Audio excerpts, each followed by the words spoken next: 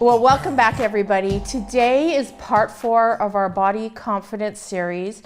And of course, the beautiful Pia Schiavo-Campo is with us again. I did it with a little bit of Italian today, Pia. Yes, you did, girl. Oh, that yes, fire. I love it. I love it. And today, Pia, we're going to talk about how to be a plus size role model. That's right. That's not easy to be a role model. And how do we do it? Like, how do we put our best self out there or put our honest self out there and be a role model? Because I think it takes both. I think, you want to be honest and you want to share your stories. Yes. And you kind of want to be the best you can be too. The first thing I think about is what it was like for me as a teenager and sort of picturing and channeling the kind of role model that I wish I'd had at that age. Yes. Thinking about people like you or thinking about people like Sonia Renee Taylor, Virgie Tovar, Jess Baker. Right? These are all people who are probably helping an entire generation of women and young girls feel better about themselves. Yeah. Right? They walk the walk, they talk the talk. Thank you. That's sweet. Thank you.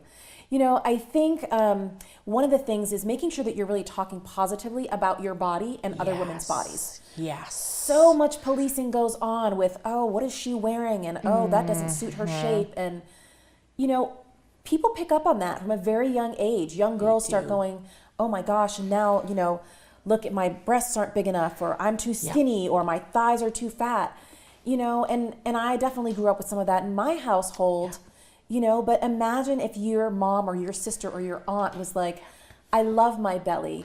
I feel so great in this body, right? Yeah. You want to emulate. You do. And I think, for the younger generation too, we have to get across that you have one body. Mm-hmm. You have one body. Love that body. You get one.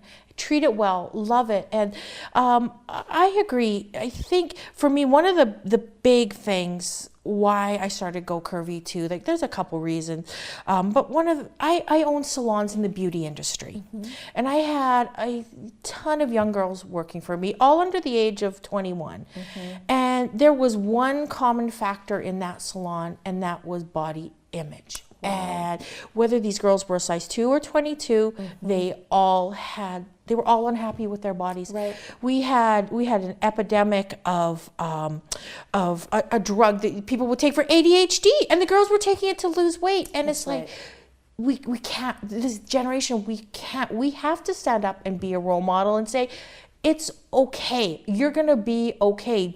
Don't worry about this waist size. Don't worry if you're a size 2. Worry about, what's up here, what's in your heart. And we've been so bombarded by images and media that these young girls, they have so much pressure, Pia. They have so much pressure. So, thank goodness for people like you too, Pia, that isn't afraid to say, I love who I am. Yeah. And there's nothing wrong with that. That's right. And I think what you said, to be really honest, to say, I love who I am most of the time. Yeah. But I have bad days. Absolutely. Days when I wake up and I'm very judgmental of myself. Yeah. But I have to remind myself, you know what? Today you wake up, you get to be a role model for other girls and women.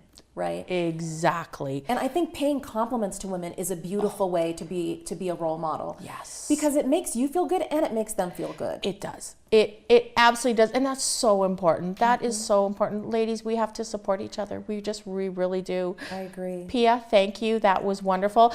Next week, we are going to be talking about body shaming within the plus size community.